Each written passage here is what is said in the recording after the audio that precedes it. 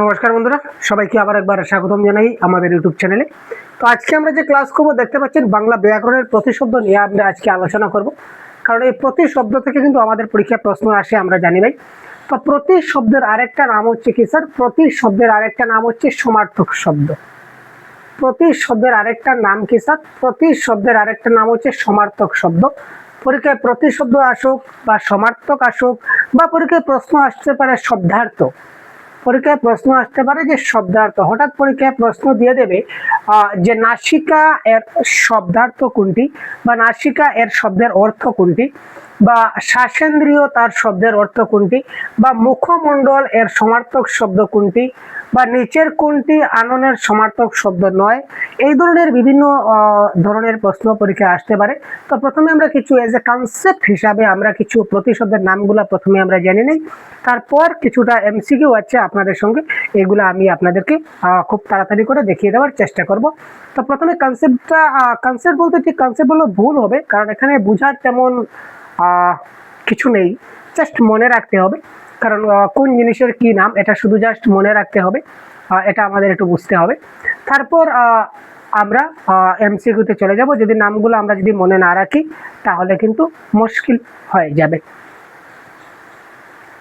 তো এবারে আমরা যদি যাই স্যার, এবারে আমরা দেখুন প্রথমে কিছু মানব দেহের আমাদের যে অঙ্গ প্রত্যঙ্গগুলো রয়েছে, এই মানব দেহের অঙ্গ প্রত্যঙ্গগুলোর কিছু যে সমার্থক শব্দ বা প্রতিশব্দ যাই বলুন আপনারা, এগুলো আমরা একটু জানার চেষ্টা করি। প্রথমে যেমন দেহ, আমাদের এই যে দেহ যেটা আছে ভাই, সম্পূর্ণ দেহ, এই দেহকে বিভিন্ন নামে জানা যায়। তো দেহকে কি কি নামে জানা যায় স্যার? এক ঝলক দিখলা যা, এক ঝলক আমরা দেখে নিই। যেমন শরীর, অঙ্গ, তনু, বপু, কলেবর, এই সকল নামে আমাদের দেহকে আমরা জানতে পারি। পরীক্ষায় প্রশ্ন আসতে পারে স্যার কলেবর শব্দের সমার্থক শব্দ কোনটি?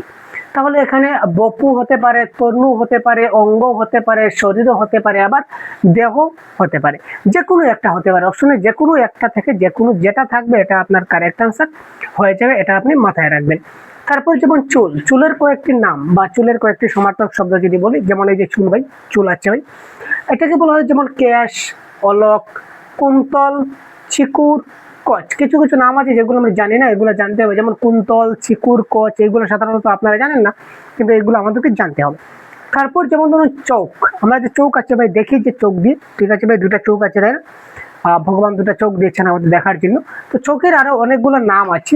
কি কি নাম আছে স্যার একবার এক ঝলক যদি আমরা দেখি, যেমন চক্ষু, অক্ষি, আখি, নয়ন, নেত্র, লোচন, এইগুলা হচ্ছে চোখের আমাদের কিছু প্রতিশব্দ বা সমার্থক শব্দ।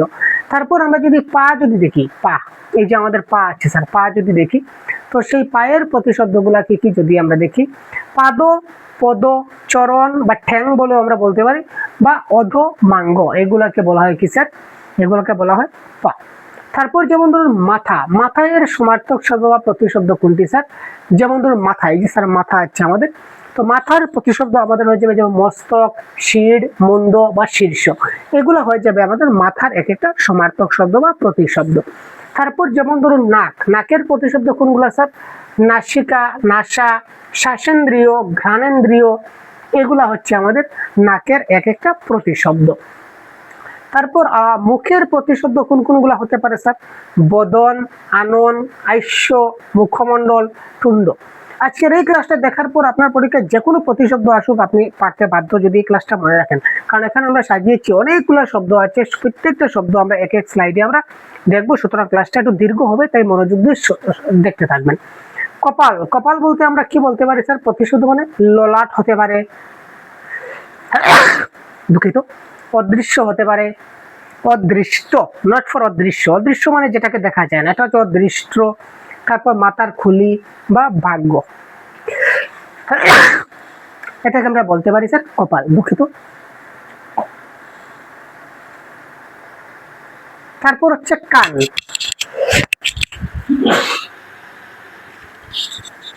কানের আরো বেশ কিছু প্রতিশব্দ আছে, যেমন ধরুন কর্ণ, শ্রুতি, শ্রবণ বা শ্রবণ ইন্দ্রিয়,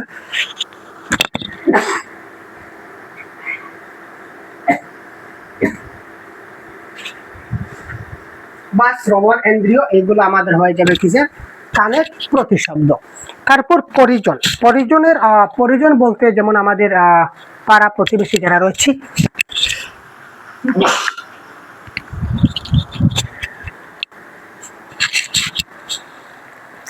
শারীরিক সমস্যা ভাই, প্রবলেম করছে, শরীরের সমস্যা ভাই। তো পরিজন বলতে আমাদের মানে ফ্যামিলি বা পরিবারে অনেকজন রয়েছেন। আচ্ছা, এখানে দাঁত রয়েছে ভাই, তো দাঁতটা আগে দেখে নিই। দত্ত, রদন, দর্শন, দংষ্ট্র এবং রদ, এইগুলো হচ্ছে দাঁতের প্রতিশব্দ। আমরা দেখলাম আমাদের যে শরীরের অঙ্গ প্রত্যঙ্গগুলো, আমরা প্রতিশব্দগুলো দেখলাম। এবার দেখি আমরা পরিজন, পরিজন, যেমন বাবা, আমাদের প্রত্যেকের বাবা আছে, তাই না ভাই? অনেকের নাই, চলে গেছেন, দুঃখিত তাদের জন্য। যেমন বাবাকে অনেক নামে জানা যায়, যেমন পিতা, জনক, বাপ, তাত, আব্বা, জন্মদাতা, এগুলাকে বলা হয় বাবা। তারপর যেমন বোন বলতে আমরা কি বুঝি? ভগ্নী, ভগিনী, সহোদরা, সহজা, সজ্জা, শশা। তারপর হচ্ছে জেঠা এর কি হবে স্যার? জেঠা বলতে আমরা যদি বলি তুই ইধার চলা যাবাই, জেঠা বলতে যদি বলি আমরা জেঠাইয়ের প্রতিশব্দ কি হবে? জেঠামশাই, জেঠা। তারপর জ্যেষ্ঠ তাতো, পিতৃব্য, ঠিক আছে। আবার ভাইপো, যদি আমরা ভাইপো বলি তাহলে তার প্রতিশব্দ কি হবে?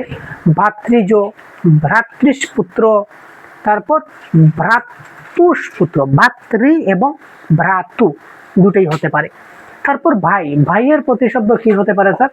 ভাইয়ের প্রতিশব্দ হতে পারে ভ্রাতা, সহোদর, সহজ এবং সদর। জেঠিমা যদি বলি তাহলে হবে জ্যাঠাইমা, জেঠি, জেঠাই বা বড় মা অনেক সময় বলা যায়। যদি আমরা কাকা বলি স্যার, যে কাকার প্রতিশব্দ কি হতে পারে? খুড়ো, খুড়া, খুল্লতাত, চাচা বা পিতৃব্য, এইগুলা হচ্ছে আমাদের কাকায়ের প্রতিশব্দ। তারপর পিতামহ বলতে আমরা কাকে বুঝি? ঠাকুর দাদাকে বুঝি, ঠাকুরদা বা দাদা মশাই, দাদু বা দাদা, এগুলাকে আমরা পিতামহর আমরা এই সকল নামে আমরা জানতে পারি। চলো পরবর্তী প্রশ্নে আমরা যাই স্যার। প্রশ্ন বললে দুঃখিত হবে। আচ্ছা, এবার হচ্ছে মানুষ, প্রাণী এবং বিবিধ। যেমন মানুষ, আমরা যে মানুষ আছি আমাদেরও কিন্তু অনেক নাম আছে। আপনারা কি জানেন আমাদের কি নাম আছে? আমাদের কি নামে জানা যায়? আপনাদের জানা আছে? যেমন ধরুন মনুষ্য, নর, লোক, জন, মানব, ব্যক্তি, এগুলো হচ্ছে মানুষের এক একটা কি স্যার? মানুষের এক একটা প্রতিশব্দ। তারপর যদি দেখি পাখি, যদি আমরা দেখি কি দেখি স্যার? আমরা যদি দেখি পাখির আরো অনেকগুলা প্রতিশব্দ আছে বা পাখির আরো অনেকগুলা নাম আছে। যেমন ধরুন পক্ষী, বিহগ, খেচড়, বিহঙ্গ, বিহঙ্গন, খগ। এই পাখিতে কিন্তু পরীক্ষা প্রশ্ন আসে, কিন্তু প্রিভিয়াস ইয়ার কোয়েশ্চন দেখলে আপনারা বুঝতে পারবেন ক্লিয়ারলি। তারপর ষাঁড়েরও কিন্তু অনেকগুলা প্রতিশব্দ আছে যদি আমরা দেখি। যেমন দেখুন ষণ্ড, বৃষ, বৃষভ, বলদ বা বলির বর্দ, এইগুলাকে বলা হয় ষাঁড়ের প্রতিশব্দ। সর্পের কিন্তু অনেকগুলা প্রতিশব্দ আছে, আমরা এক এক করে বলবো। যেমন সাপ, নাগ, ফণি, ভুজঙ্গ, বিষধর, ঐহি, এগুলো হচ্ছে সর্পের এক একটা প্রতিশব্দ। তারপর রয়েছে স্যার কুকুরের প্রতিশব্দ কি? কুকুর, আমরা কুকুর বলতে পারি, বা সারমেয়, সা বা কুত্তা হিসাবে যাকে আমরা জানি। তারপর হচ্ছে হাতি থেকেও পরীক্ষা প্রশ্ন আসে, কুকুর জেনারেল পরীক্ষা দেখি না। হাতি, ঘোড়া, এগুলা খুব ইম্পর্টেন্ট, এগুলা থেকে পরীক্ষা প্রশ্ন আসে। হাতি, ঘোড়া, পাখি, সর্প, এগুলা থেকে পরীক্ষায় কিন্তু প্রশ্ন আসে। সর্প, পাখি, হাতি, ঘোড়া, এগুলাতে কিন্তু পরীক্ষা প্রিভিয়াস ইয়ার কোয়েশ্চনে প্রশ্ন আসে। হাতি বলতে আমরা বুঝতে পারি যেমন হস্তি, করি, গজ, দন্তি, মাতঙ্গ, কুঞ্জর, করেনু, তারপর হচ্ছে বারণ, দ্বীপ বা দ্বিরথ, এগুলা হচ্ছে হাতির এক একটা প্রতিশব্দ। মনে রাখা একটু কষ্ট হবে, কিন্তু মনে রাখতে হবে ভাই, কিছু করার নেই।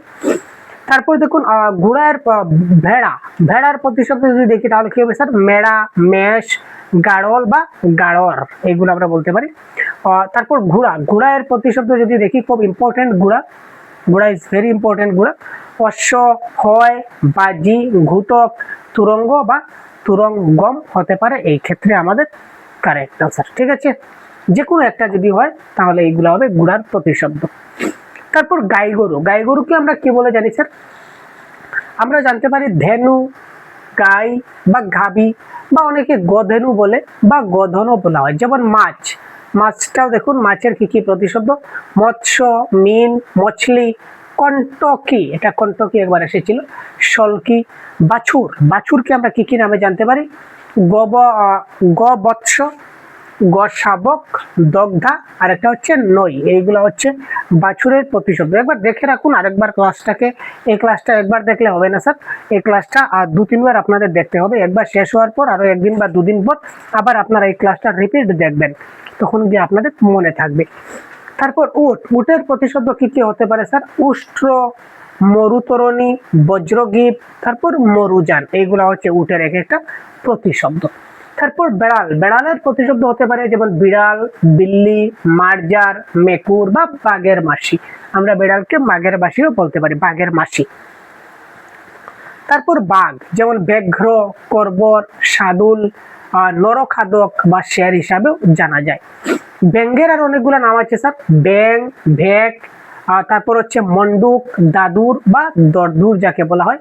ছাগলের কি কি নাম রয়েছে স্যার? ছাগ, অজ, পাঠা বা বকরা হিসাবে আমরা যাকে জানি। তারপর হচ্ছে অগ্নি এবং ঘোড়া, খুব ইম্পর্টেন্ট। ঘোড়া আগে একবার দেখিয়েছি আপনাদের, ঘুটো, ক্ষয়, বাজি, তুরঙ্গ এবং তুরঙ্গ। আমরা কেন ঘোড়া আরেকবার আনেছি আমি আগে বলেছিলাম, ঘোড়া খুব ইম্পর্টেন্ট পরীক্ষায়। ঘোড়া আর হস্তি এগুলো খুব ইম্পর্টেন্ট। তারপর নদী, পাখি, তারপর অগ্নি, তারপর গৃহ, এগুলো খুব ইম্পর্টেন্ট। আমি দেখাবো প্রত্যেকটা একে করে। অগ্নির অনেকগুলো নাম আছে, সবগুলো খুব ভালো করে জানতে হবে। পরীক্ষার প্রশ্ন এখান থেকে ডাইরেক্ট প্রশ্ন ভাসে ভাই। অনল, আগুন, তারপর বহ্নি, তারপর হুতাশন, সর্বভোগ, তারপর হচ্ছে ভিবা বসু, তারপর হচ্ছে বৈশ্যানর, তারপর পাবক, তারপর বায়ুশক, তারপর হচ্ছে সর্বসূচি, তারপর কৃষাণু, তারপর হচ্ছে বৃত্তিহুত্র, তারপর ঘৃতান্ন, তারপর ঘৃতাচি। এগুলো হচ্ছে অগ্নির এক একটা প্রতিশব্দ বা অগ্নির এক একটা নাম আমরা যদি বলি সমার্থক শব্দ হিসাবে। তারপর ইচ্ছা, আমাদের মনে যে ইচ্ছা আছে স্যার, ইচ্ছার কিন্তু অনেকগুলো নাম আছে দেখতে পাচ্ছেন।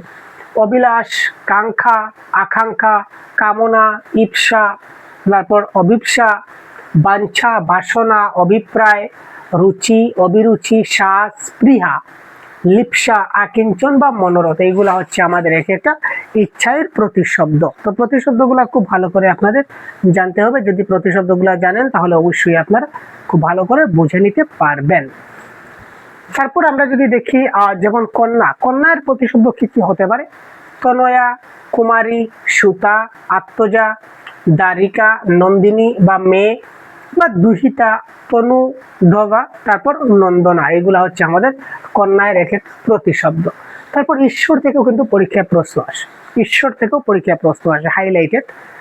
যেমন ঈশ, ধাতা, বিধাতা, পরমেশ, পরমেশ্বর, ভগবান, বিভু, জগৎ, তারপর পিতাও বলা হয় ঈশ্বরকে, বিধি, সৃষ্টিকর্তা, জগদীশ বা স্রষ্টা। কিরণ, কিরণ যে সূর্যের কিরণ বা আলোর যেটা কিরণ, এটাকে আমরা কিরণ বলি। কিরণের কি কি রয়েছে? যেমন রশ্মি, কর, বিভা, প্রভা, অংশু, দীপ্তি, জ্যোতি, দ্যুতি, মরিচি, আভা বা ময়ূক। এইগুলা হচ্ছে এক একটা কিরণের এক একটা প্রতিশব্দ হিসাবে আমরা দেখে নিতে পারি।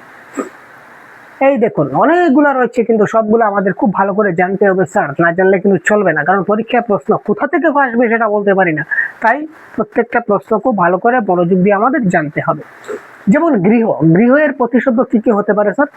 আলয়, বাস, আবাস, নিবাস, ভবন, নিকেতন, ঘর, গেহ, আগার, মন্দির, নিলয়, সদন, ধাম, বাটি, বাড়ি এবং কুটির। এগুলো হচ্ছে গৃহের প্রতিশব্দ। ঠিক আছে, পরীক্ষার প্রশ্ন যে কোনো জায়গা থেকে আসতে পারে, খুব ভালো করে মাথায় রাখবেন। তারপর জল, জলের প্রতিশব্দ কি কি হতে পারে? অপ, অম্বু, অন্ত, উদক, বাড়ি, তয়, পয়, নীর, সলিল, ইরা এবং ইলা। এগুলো হচ্ছে জলের এক একটা প্রতিশব্দ বা সমার্থক শব্দ।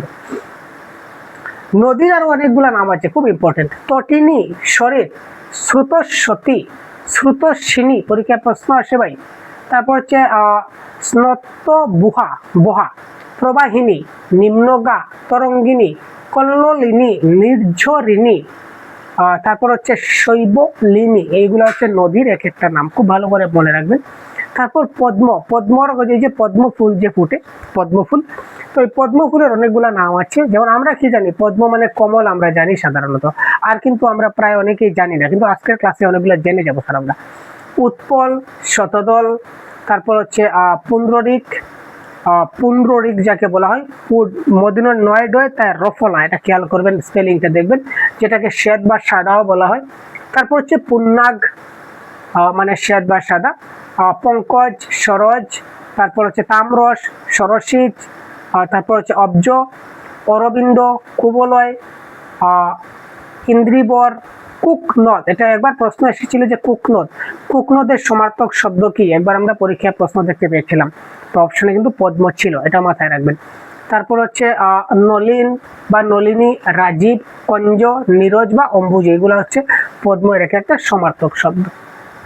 এবার চট করে আমরা দেখে নেব স্যার চন্দ্রের কি কি সমার্থক শব্দ রয়েছে, যেমন চাঁদ, চন্দ্রমা, শশাঙ্ক, মৃগাঙ্ক, শশধর, সুধাকর, শীতাংশু।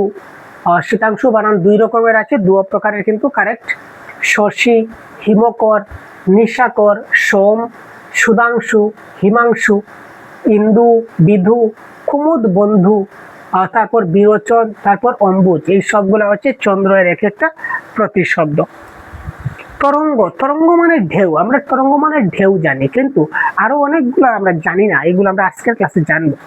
যেমন তরঙ্গের আরেকটা নাম আছে উর্মি, লহরী, তুফান, অক, বীর্য, কল্লোল বা হিল্লোল। আকাশ, আকাশ থেকেও কিন্তু পরীক্ষায় প্রশ্ন আসে, আকাশ। অম্বর, গগন, বিমান, নভ, নভমণ্ডল, নভস্থল, বম, অন্তরিক্ষ, অভ্র, শূন্য, দুলুক এবং খ, এইগুলো হচ্ছে আকাশের এক একটা সমার্থক শব্দ বা প্রতিশব্দ। তারপর পুত্র, পুত্রের কি কি নাম রয়েছে স্যার, আজকে আমি খুব ইম্পর্টেন্ট যেগুলো পয়েন্ট বা যেগুলো থেকে পরীক্ষায় প্রশ্ন আসার চান্স অনেক বেশি, এইগুলাই আমি আজকে ডিসকাস করছি। পুত্রের অনেকগুলা সমার্থক শব্দ আছে, যেমন তনয়, কুমার, আত্মজ, কুঁয়র, সুত, নন্দন, ছেলে, দ্বারক বা তনুত ভব, এটা আমরা বলতে পারি।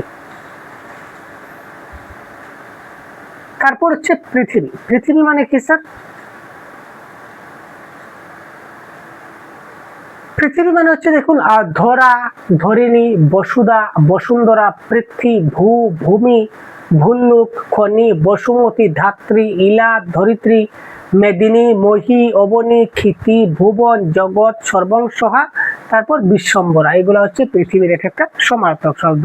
তো এই ক্লাসটা শেষ হওয়ার পর আমরা সহজ গুরু অ্যাপে আমরা এই পিডিএফটা, সম্পূর্ণ পিডিএফটা আপলোড করে দেব। আপনারা চাইলে সহজ গুরু অ্যাপটা ডাউনলোড করে আমাদের কোর্স থেকে আপনারা শুধু এই পিডিএফ নয়, অনেকগুলো পিডিএফ আছে এই ধরনের, আপনারা সবগুলো ডাউনলোড করে নিতে পারেন এবং অর্থাৎ পড়তে পারেন, ডাউনলোড বললে ভুল হবে, আপনারা প্রত্যেকটা পিডিএফ পড়তে পারবেন। তারপর দেখো সূর্য, সূর্যের প্রতিশব্দ কি স্যার, সূর্যের অনেকগুলা প্রতিশব্দ আছে, যেমন অরুণ, রবি, অর্ক, আদিত্য, তপন, জনু, ভাস্কর, মিহির, মার্তণ্ড, সবিতা, দিনমণি, দিনকর, দীননাথ, প্রভাকর, দীনেশ, অংশুমালী, দিবাকর, অমিতাভ, তারপর বিবস্বান, বিভা বসু, তারপর ধান্তারি, তারপর হচ্ছে পুষা, তারপর অর্জমা, তমোহর, তমনাশ, কমলেশ, কমলপতি, এই সবগুলা হচ্ছে আমাদের কিসের, আমাদের সূর্যের এক একটা নাম, খুব ইম্পর্টেন্ট যেগুলা। বিদ্যুৎ, বিদ্যুৎ মানে কি স্যার, এই যে কারেন্ট, কারেন্টের নাম বিদ্যুৎ, কিন্তু তার সমার্থক শব্দ কি কি আছে আমরা দেখি। চপলা, বিজলি, দামিনী, সৌদামিনী, চঞ্চলা, তড়িৎ, ক্ষণপ্রভা, পরীক্ষা প্রশ্ন এসেছিল, ক্ষণদ্যুতি বা শম্পা। মাকড়সা, মাকড়সা নাম শুনেছি স্যার, ইয়েস স্যার, মাকড়সার নাম শুনেছি। উর্ণনাভ, তারপর মকরট, মরকট যাকে বলতে পারি আমরা, তারপর জালিদ বা লুতা। মাতা, মাতা বলতে এখানে দেখুন এটা আমাদের পরিবার থেকে এসেছে। মা, জননী, প্রসূতি, অম্বা, গর্ভধারিণী, জনয়িত্রী, প্রসবিনী, প্রসূ, প্রসবিত্রী, তারপর জনিকা, খুব ইম্পর্টেন্ট কিন্তু স্লাইড। তারপর দেখুন সমুদ্রর কয়েকটা নাম আছে, আমরা দেখে নিই। সাগর, পাথার, পারাপার, বারিধি, সিন্ধু, পর্ণব, রত্নাকর, জলধি, পয়ধি, দীপি, নীলাম্বু, বারিশ, বারিন্দ্র এবং বারিনিধি, এগুলো হচ্ছে সমুদ্রের এক একটা প্রতিশব্দ। কোথায় কখন কোন জায়গা থেকে পরীক্ষা প্রশ্ন আসবে এটা আমরা বলতে পারি না। এবার দেখি স্যার মহেশ্বর, মহেশ্বর থেকেও কিন্তু অনেকগুলা প্রশ্ন আছে, খুব ইম্পর্টেন্ট আছে আমাদের জন্য হাইলাইটেড। যেমন দেখুন মহেশ্বরের প্রতিশব্দ কি কি হতে পারে স্যার, শিব, শম্ভু, মহাদেব, শঙ্কর, ঈশান, কীর্তিবাস, স্থানু, নকুল, ভোলানাথ, ধৈর্যটি, ব্যোমকেশ, গঙ্গাধর, ত্রিলোচন, বিরূপাক্ষ, পশুপতি, গিরিশ, চন্দ্রশেখর, তারপর ত্রম্বক, ত্রিপুরারি, মৃত্যুঞ্জয়, রুদ্র, হর, নীলকণ্ঠ, শুলি, শশীশেখর, ফণিভূষণ ইত্যাদি অনেকগুলা নাম আছে আপনারা দেখবেন। সর্পটা খুব ইম্পর্টেন্ট, সর্পটা খুব ইম্পর্টেন্ট আমরা দেখি স্যার।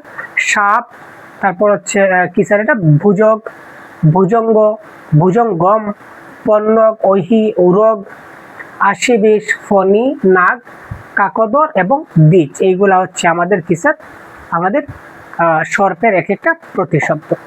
তারপর পর্বতের সমার্থক শব্দ বা প্রতিশব্দ কি কি আছে যদি বলা হয়, তারপর দেখি গিরি, পাহাড়, অদ্রি। পরীক্ষায় একবার প্রশ্ন এসেছিল যে নিচের কোনটি পর্বতের সমার্থক শব্দ নয়, একবার প্রশ্ন রেখেছিলাম। তো গিরি, পাহাড়, অদ্রি, অচল, শৈল, ভূধর বা হিমানীল। ফুলের কি কি রয়েছে স্যার, পুষ্প, কুসুম, প্রসূন এবং সুমন।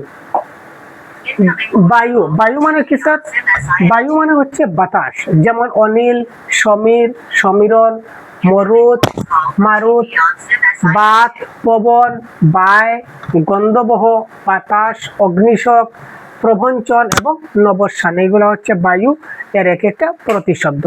তারপর যদি দেখি স্যার যেমন মেঘ, মেঘের কি কি প্রতিশব্দ হতে পারে স্যার, মেঘ তো আমরা জানি বা চিনি সবাই, তো মেঘের কি কি প্রতিশব্দ হতে পারে, জলদ, জলধর, জলধারী, বারিদ, জিমুত, অভ্র, অম্বুদ, তারপর হচ্ছে পর্জন্য, নিরদ, ঘন, জলমুখ, পয়ধর, কাদম্বিনী, বারিধর, এগুলো সবগুলো হচ্ছে মেঘের এক একটা প্রতিশব্দ।